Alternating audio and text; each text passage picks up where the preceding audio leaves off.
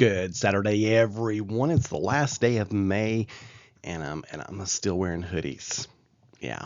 I think some of us are a bit ready for some summer-like weather, but those of you who enjoy the cooler temperatures, you got another day or two, and then it's going to start warming up a little bit. Looking at our USA Mortgage level of concern, we have no weather worries for our Saturday, so that is certainly a good thing.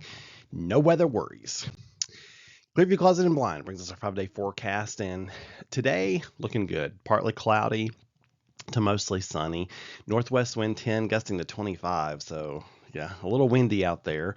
Highs in the mid-upper 70s. Sunday afternoon and evening showers and thunderstorms are likely. We can't rule out a shower in the morning, but afternoon and evening is when that 70% chance really kicks in.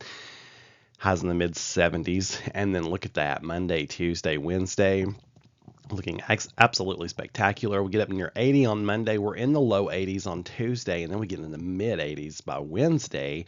Monday is going to be pretty comfortable. Low humidity levels. You set northeast breeze there, 5 to 10. But by Tuesday, the winds switch from the south, and by Wednesday, those southerly winds will have transported some humid air into our neck of the woods, and so we'll be seeing the results of that, which will then lead to a wetter pattern coming up toward the end of next week. So Premier Generators bringing us our threat graphic, and just looking for the potential for an isolated, strong, briefly severe storm on Sunday. Even that's not likely. That's why I don't even have any threats highlighted there. But widespread severe weather certainly not expected. But never can rule out an isolated strong storm.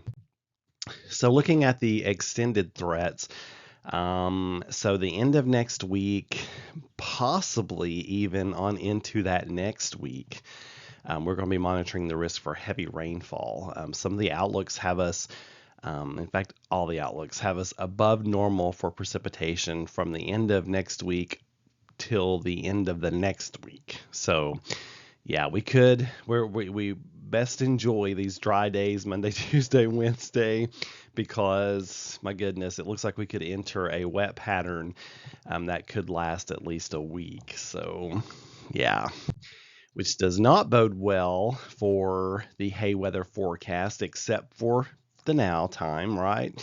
Today, good, although I don't know what you're going to get done before tomorrow's bad. I did have to downgrade the fair for tomorrow down to bad. I'm just not comfortable going with fair when so much of the guidance is pointing more and more toward numerous showers and thunderstorms in the afternoon and evening of Sunday. But then Monday, Tuesday, Wednesday, especially Monday and Tuesday, look how low that humidity is Monday afternoon, 40%. That is nice. 45% even on Tuesday. And then Wednesday, the humidity starts increasing. So, and then I can go ahead and tell you now, Thursday is either going to be a fair day or a bad day, followed by a string, potentially, of more bad days for hay weather. So, my goodness, get done what you can get done at the beginning of next week. On this day in weather history, brought to us by Bramble Travel, 1830, Shelbyville turned into a heap of ruins as a tornado moves through the center of town. 15 homes destroyed, 38 businesses. I can promise you this, there would be a lot more homes and a lot more businesses destroyed today than 15 and 38. A book is carried 7 miles. Isn't that crazy? Losses at $100,000, and this is in 1830. Another tornado, or a continuation of this one, touches down 20 miles northeast of Shelbyville and destroys a farm. So an active severe weather day on this day in 1830. You folks have a wonderful Saturday. Keep looking up. For more weather information, just look at meteorologistmark.com.